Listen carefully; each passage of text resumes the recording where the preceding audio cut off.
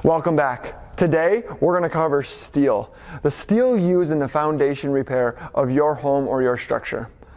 All steel is not created equally.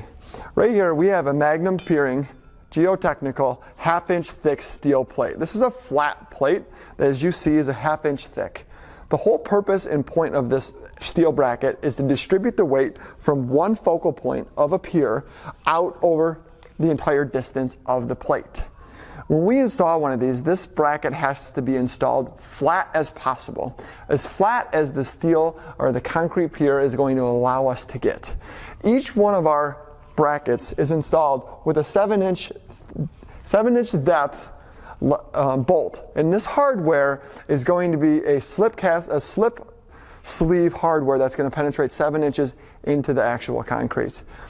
If you're not installing a foundation properly, if you're not using thick enough gauged steel or properly welded and engineered products on any type of foundation repair, if the contractor installing a foundation repair doesn't have the gauges to tell you their proper readouts, that they hit proper depth, there's no way to tell if the project was done properly.